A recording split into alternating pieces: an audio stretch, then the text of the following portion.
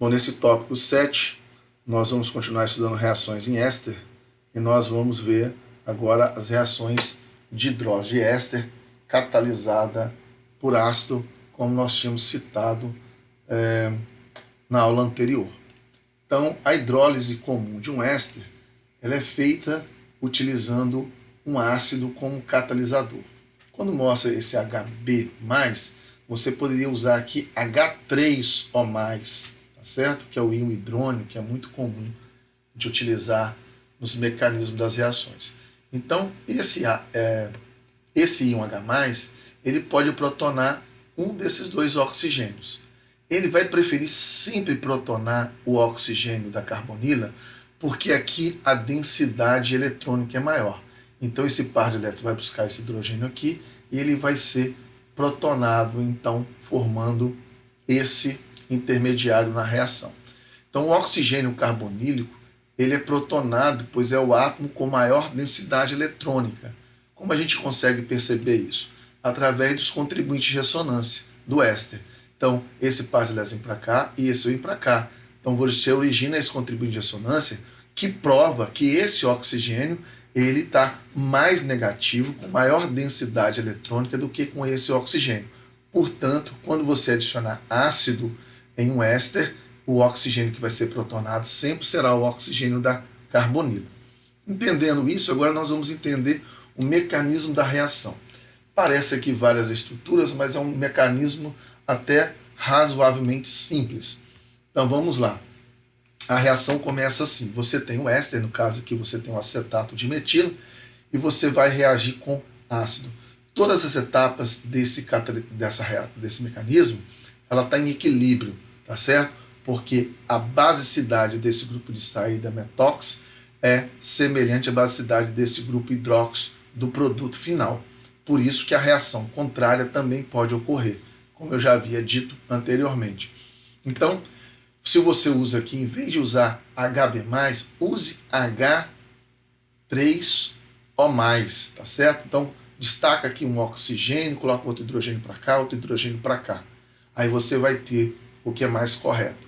Então, primeiro tem que protonar esse oxigênio, que é mais nucleofílico. Então, esse par de elétrons busca o H+, essa ligação quebra para cá, indo neutralizar o oxigênio do H3O+ aqui.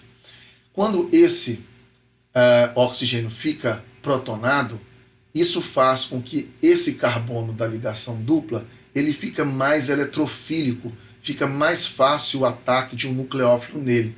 Então, mesmo a água sendo um nucleófilo ruim, ela consegue atacar aqui, porque esse carbono aqui fica mais eletrofílico. Então, o par de elétrons da água ataca aqui, esse par de elétrons vai para cá, e aí você tem um intermediário tetraédrico. Esse intermediário tetraédrico ele ainda está protonado, porque a água está protonada. O que você pode fazer, no lugar desse B, é colocar uma molécula de água. Então, você coloca aqui uma molécula de água no lugar do B, o par de elétrons do oxigênio busca o hidrogênio aqui para desprotonar essa hidroxila, e esse par de elétrons vem para cá. Bom, agora você tem o intermediário tetraédrico não protonado. Bom, um dos dois grupos vai ter que sair, né? Se sair a água que entrou, não vai ter reação. Então, nessa reação, nós precisamos fazer o grupo metox sair. O grupo metox ele é uma base forte, então ele não sai muito facilmente. Mas a gente pode protonar ele. Então, você pode usar. Você pegou a água aqui e buscou o H+ aqui, então isso aqui gerou um H3O+, que você deve escrever aqui no lugar do HB+. Então, esse H3O+, ele vai protonar esse oxigênio. Então, o par de elétrons desse oxigênio busca o H+ do H3O+, essa ligação se quebra vindo o par de elétrons para neutralizar o oxigênio e gerar uma molécula de água.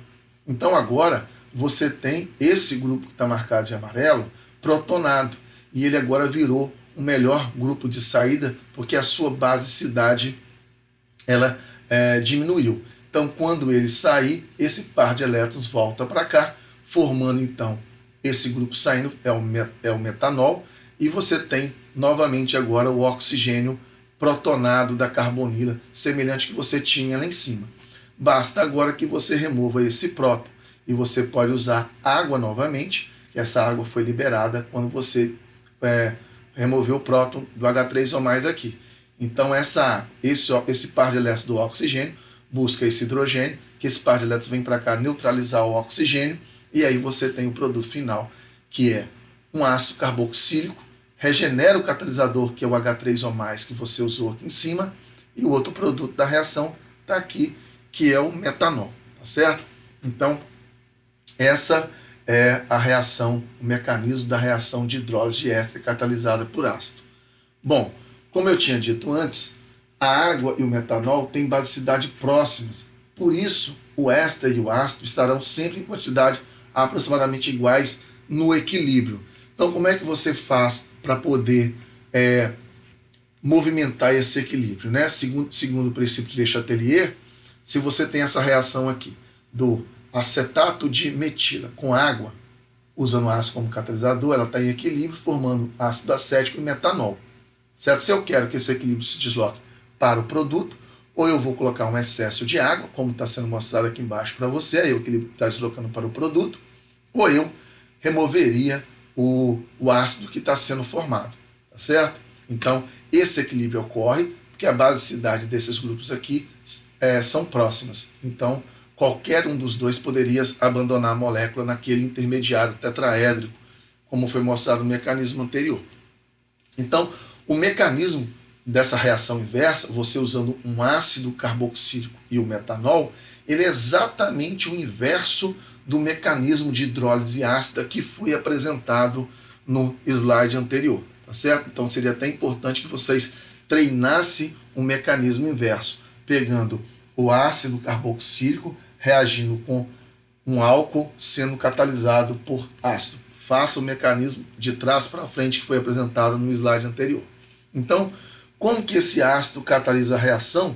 Nós já havíamos explicado, mas a gente vai dar uma explicação mais profunda aqui. A protonação do oxigênio carbonílico, então ele aumenta a suscetibilidade do carbono carbonílico a ataques nucleofílicos. Eu falei isso durante a explicação do mecanismo. Então, quando você protona esse oxigênio da carbonila, você faz com que esse carbono aqui fica mais eletrofílico. Então, mesmo a água ou o álcool, que são nucleófilos fracos, eles conseguem atacar aqui. Quando esse oxigênio ele não está protonado, água e álcool eles não conseguem atacar esse carbono que é eletrofílico aqui, tá certo?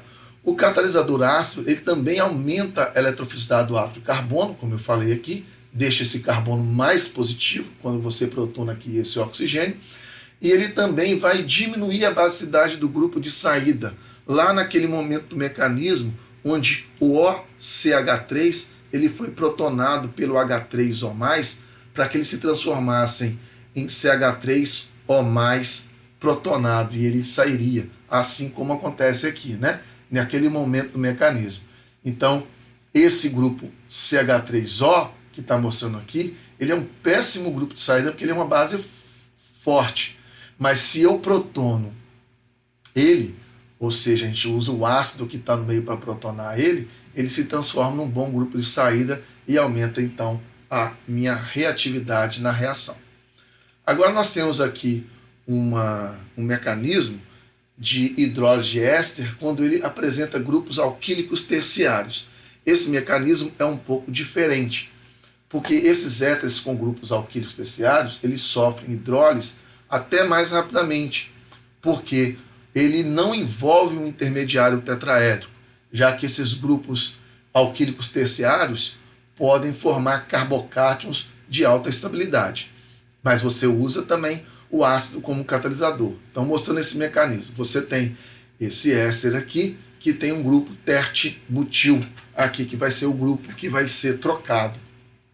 Bom, primeiro você tem que, então, protonar o oxigênio da carbonila. Você usa H3O+. Então, esse oxigênio busca o íon H+, do H3O+, esse par de elétrons vai lá e neutraliza o oxigênio aqui para gerar água. Esse oxigênio agora está protonado. O que vai acontecer nessa segunda etapa vai ser tipo uma reação SN1 que nós vimos no capítulo 10. Ou seja, esse grupo tert-butila ele vai gerar um carbocátion terciário que é estável. Para que isso aconteça, basta que essa ligação se quebre para cá, enquanto essa ligação π vem para cá. Olha o que você fez. esse dupla O virou OH. E esse oxigênio que tinha uma ligação simples para ser o C dupla O. Ou seja, você já produziu o ácido carboxílico aqui na sua reação. E liberou um carbocátion terciário que é bastante estável. Esse carbocátion terciário pode sofrer um ataque da molécula de água, que foi originado aqui, né? Se você usou H3 ou mais aqui, o que vai sobrar disso aqui vai ser a água. Então a água ataca aqui o carbocátion, formando esse álcool protonado. Você pode usar novamente, em vez de B, uma molécula de água. Então o par de elétrons ligado no oxigênio da água, ele vem buscar o próton H+, aqui, que perde seus elétrons, sendo doado para neutralizar o oxigênio. Então você tem a formação do produto, que é o álcool terte-butílico, e regenera o seu catalisador, que deve ser escrito aqui H3O+, tá certo? Então esse mecanismo é um pouco diferente, porque aqui foi produzido um carbocátion terciário que é mais estável. Então esse mecanismo só deve ser feito, né, para justificar essa reação, caso você tenha um grupo alquílico terciário aqui na molécula do seu éster. Bom, as reações de transesterificação, que nós também falamos na aula anterior, é quando você troca o grupo alcox daqui por outro grupo alcox derivado de uma molécula de álcool. Essa reação, o mecanismo dela é a mesma coisa da hidrólise de éster que nós mostramos nesta aula. Quando nós fazemos a hidrólise de éster lá, nós usamos água ao invés de um álcool, mas também usamos ácido como catalisador. Então o mecanismo é da mesma maneira. Quando chegar na hora do intermediário tetraédrico, você vai ter que fazer esse grupo abandonar para esse permanecer e trocar de lugar com ele. Então na transesterificação é você mudar o grupo de um éster colocando outro grupo diferente aqui.